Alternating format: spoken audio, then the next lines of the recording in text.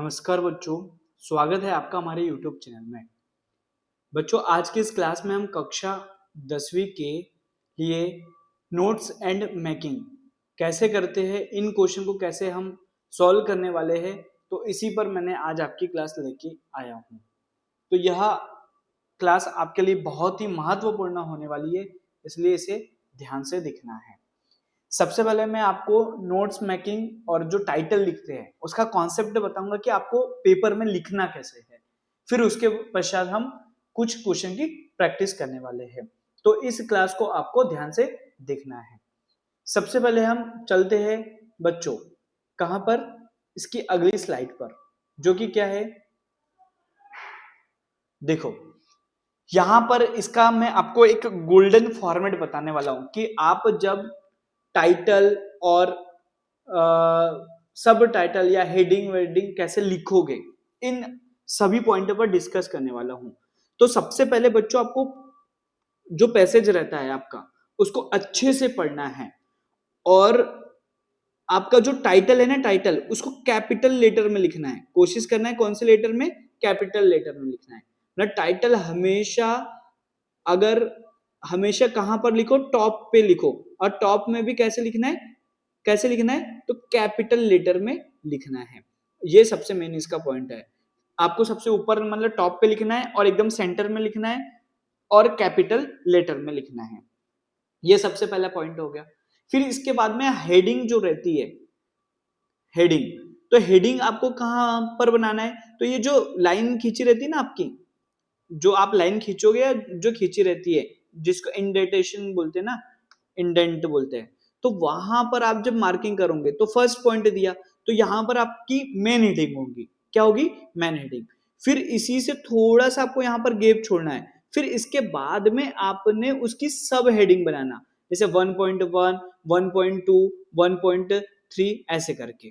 क्या ये बात क्लियर है क्या? बताओ, इतनी बात क्लियर है क्या?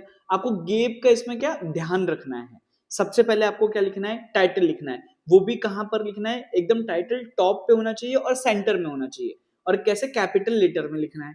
फिर उसके बाद में मेन हेडिंग क्या है? तो मेन हेडिंग जो है वो लिखी, फिर उससे जो सब हेडिंग बनती है। अब यहां पर आपको जो सब हेडिंग लिखोगे, एकदम सेंटेंस पूरा का पूरा मत लिख देना, एकदम छोटे छोटे सेंटेंस बना के जो आपकी मेन हेडिंग है उसी से रिलेटेड होना चाहिए।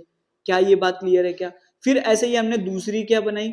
मेन हेडिंग बनाई। फिर उसके 2.1, 2.2 करके क्या बनाए? सब हेडिंग बनाए। और यहां पर हो सके तो फ्रेजेस का यूज करना है, ना कि फुल सेंटेंस का यूज करना है। क्या ये बात आपको क्लियर हुई? इतनी बात एकदम क्लियर है क्या? चलो बच्चों, मैं आपको एक पैसेज दिखाता हूं।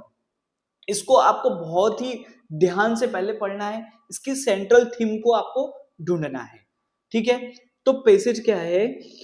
Read the passage careful, answer the question given below. ठीक है? अब यहां पर स्टार्ट होता है यहां टेक्नोलॉजी से। तो technology is transforming education by making learning more accessible, personalized and interactive. Digital tools like laptops, tablets, and online platforms provide students with resource beyond traditional textbooks, enabling self-paced learning. फिर teachers use digital classroom, virtual reality, and educational software to create engaging lesson and offer student a dynamic learning experience. Moreover, technology, moreover, technology helps bridge the gap for student in remote or under reserve. ये कैसे? Under reserve areas, offering them access to quality education resources. Challenge such as the digital divide and the need for digital literacy. By integrating technology thoughtfully, schools can foster innovating learning environments that prepare students for technology-driven world. Balanced, well-planned use of technology in education helps develop critical thinking, collaboration, and problem solving, skills essential for future careers. ये आपका क्या हो गया, passage हो गया।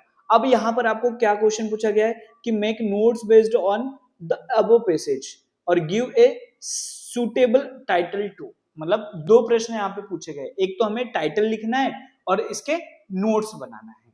ठीक है, सबसे पहले मैंने यहाँ पे आपको बताया तो वो क्या क्या, ये क्लियर है कि पॉइंट। सबसे पहले आपको टाइटल लिखना है, काय में कैपिटल लेटर में लिखना है, एकदम टॉप पर और सेंटर में लिखना है। फिर उसके बाद मेन हेडिंग बनेंगे, फिर उसकी सब हेडिंग बनेगी।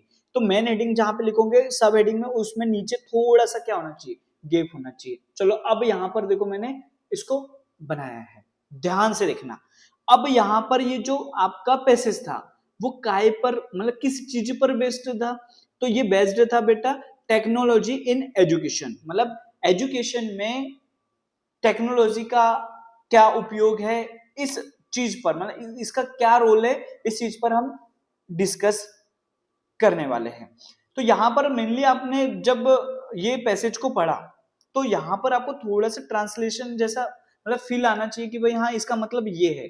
मतलब यहां पर जो टेक्नोलॉजी है ना वो शिक्षा को क्या कर रही है, परिवर्तित कर रही है, जिससे सीखना अधिक क्या हो रहा है, आसान हो रहा है। और यहाँ पर डिजिटल टूल्स की बात करिए, कौन कौन से, जैसे लैपटॉप है और साथ ही क्या टैबलेट्स है, ऑनलाइन प्लेटफॉर्म्स है, जो कि क्या प्रोवाइड करवा रहे बच्चों को, पारंपरिक पाठ्य पुस्तक से परे, मतलब जो टेक्स्ट बुक थी ना उसे परे हमें क्या बता रहे हैं, यहाँ पर संसाधन प्राप्त करा रहे हैं। फिर डिजिटल जो एजुकेशन है भाई, इसका फायदा रिमोट और जो अंडर रिजर्व एरियाज है उनको भी, मतलब जो दूर दराज के या कम सुविधा वाले क्षेत्र है वहां तक भी छात्र इस टेक्नोलॉजी के माध्यम से क्या अपनी शिक्षा पूरी कर पा रहा है। ये सब चीज यहाँ पर मेनली लिखी गई है।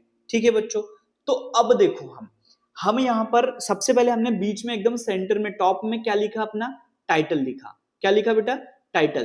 क्या लिखा, टेक्नोलॉजी इन एजुकेशन, ये हमारा क्या हो गया, टाइटल हो गया।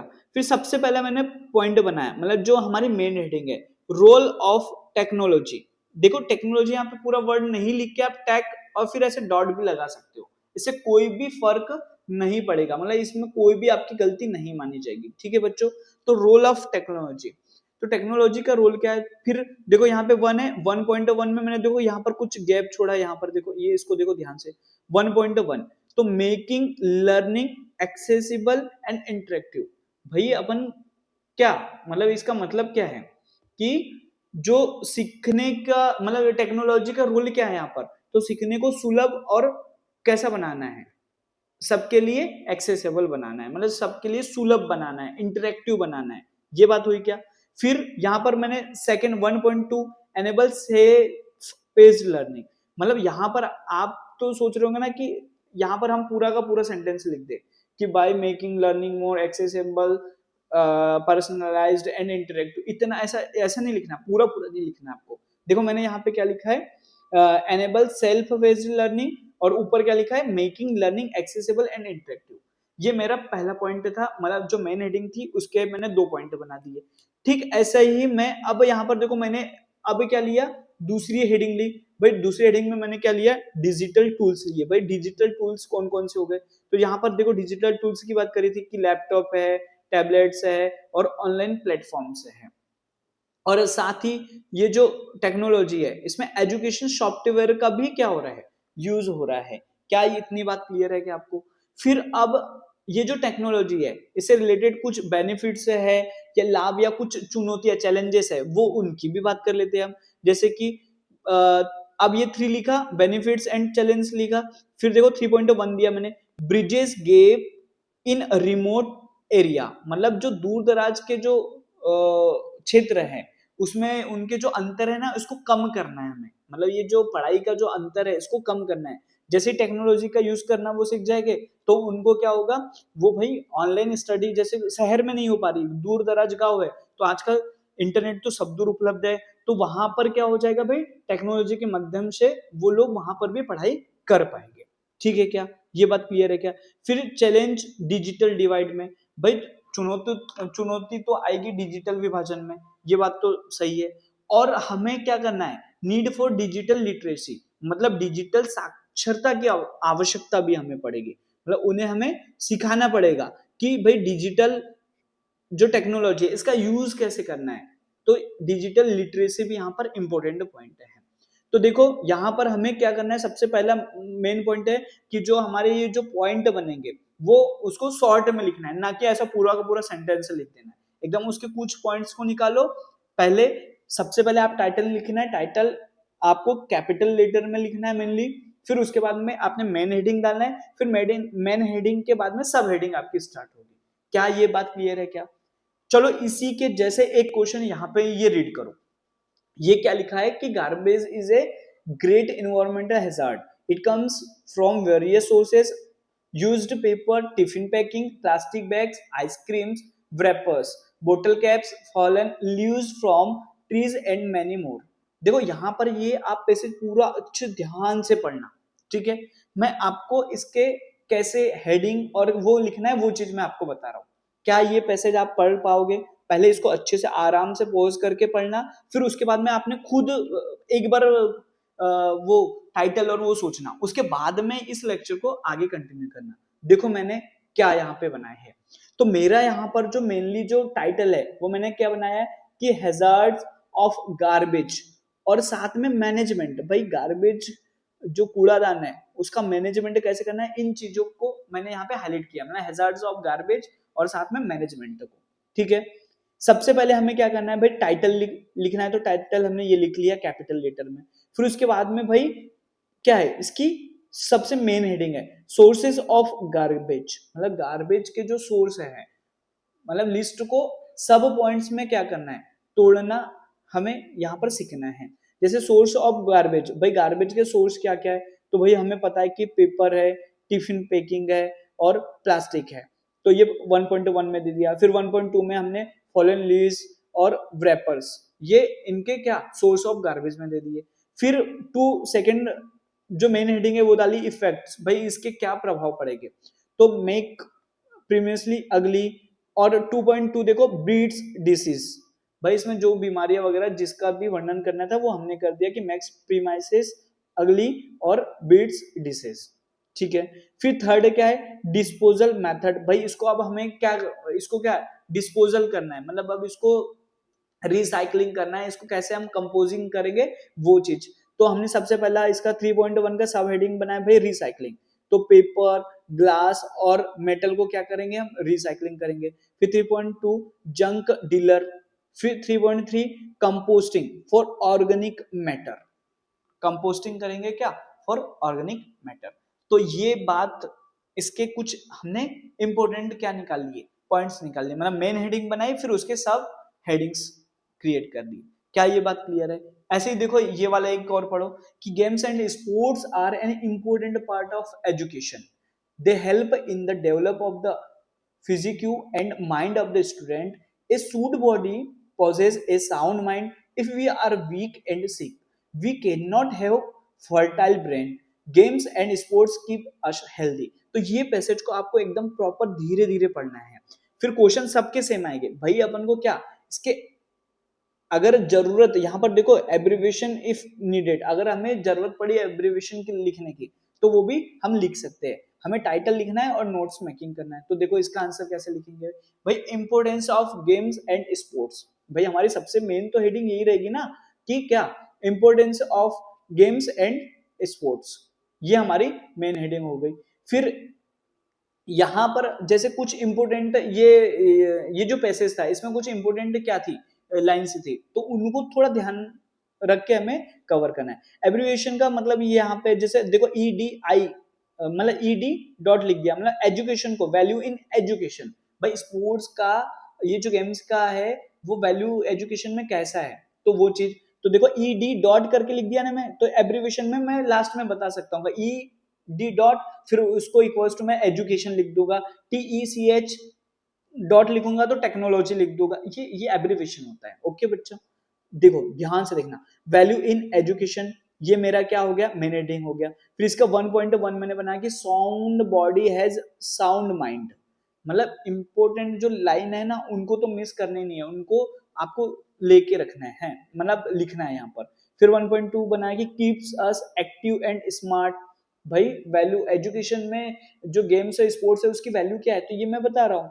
फिर 1.3 बनाया कि एसेंशियल फॉर होलसम पर्सनालिटी। भाई पर्सनालिटी को डेवलप करने के लिए भी तो ये बहुत आवश्यक है, अति आवश्यक है। फिर क्या, ये जो गेम्स स्पोर्ट्स है इसको स्टूडेंट लाइफ में इसका क्या यूज है, तो फाउंडेशन फॉर वर्टियस लाइफ। फिर 2.2 मैंने बनाया कि teach discipline and team spirit. भाई डिसिप्लिन भी तो सीखते हैं ना स्पोर्ट्स से।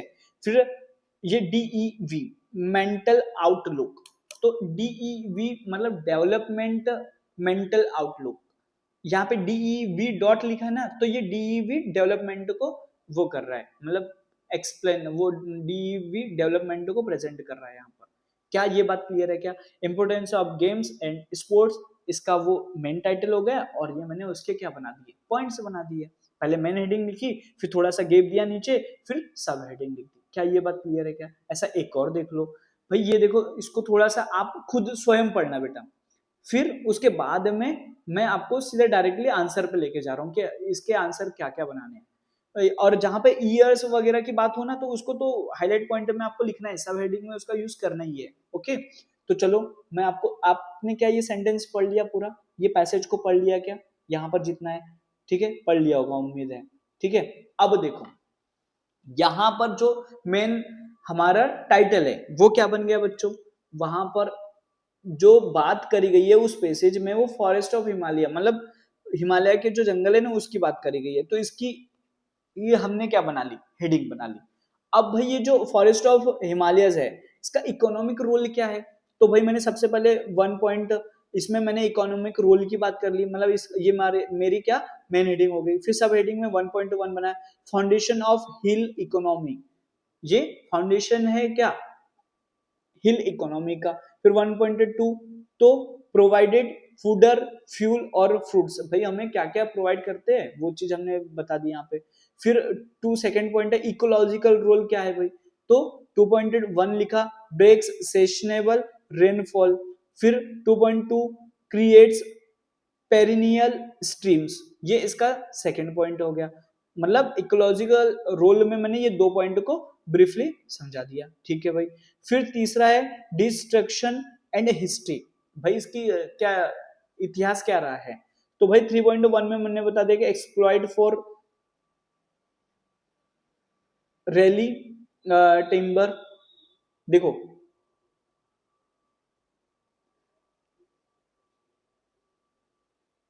तो यहाँ पे देखो एक्सप्लॉइटेड फॉर RLY.टिम्बर, तो ये एब्रीविएशन के लिए यूज किया मैं इसको, अभी थोड़े से टाइम के बाद मैं आपको समझा रहा हूँ। फिर 3.2 में मैंने सत्याग्रह MVMT लिखा, देखो MVMT ये मोमेंटम को प्रेजेंट कर रहा है, मतलब कौन सा मोमेंटम, मतलब सत्याग्रह जो आंदोलन था वो कब हुआ, तो ईयर को भाई थोड़ा ध्यान से लिखना है, ईयर को मिस नहीं करना है आपको, मतलब डेट्स और नेम्स को तो जरूर लिखना है।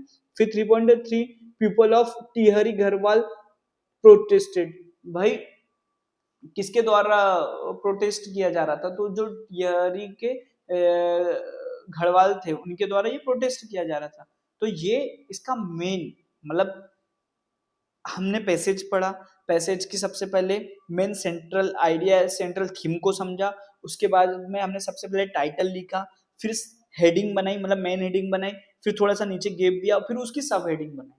ठीक है, सब हेडिंग बनाई, फिर ऐसे 2 पॉइंट लिखा, फिर मेन हेडिंग, फिर सब हेडिंग, ये आपको जरूर ध्यान रखना है।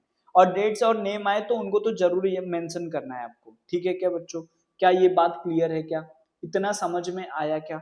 तो उम्मीद करता हूं ये जो हमारी क्लास है आज की, जो आपको मैंने समझाई है क्या, the golden format for notes and काय काय के लिए अपन ने ये बात करी बेटा, तो ये बात करी है किसके लिए अपन ने, नोट्स मेकिंग एंड टाइटल के लिए। तो उम्मीद करता हूं ये क्लास आपको एकदम बिल्कुल समझ में आ गई होगी, आपको कैसे क्वेश्चन पेपर को सॉल्व करना है, मतलब नोट्स मेकिंग और टाइटल कैसे बनाना है ये समझ में आ गया होगा। और यदि बच्चों अभी तक आपने जो ग्रामर सेक्शन का है ना फिल इन द ब्लैंक्स और डू एज डायरेक्ट वाली वीडियो को नहीं देखा तो उन्हें जरूर देख ले भाई, एक बार जरूर देख कर जाए, क्योंकि ऐसे ही क्वेश्चन आपके एग्जाम में फंसेंगे। तो उन क्लास को जरूर देखकर जाना है। अब यहाँ पे उम्मीद यही करूंगा कि अभी तक आपने हमारे YouTube चैनल को सब्सक्राइब नहीं किया है तो इसे सब्सक्राइब कर ले और वीडियो को लाइक और शेयर जरूर करें। So thank you so much guys for watching this video. Bye bye, take care.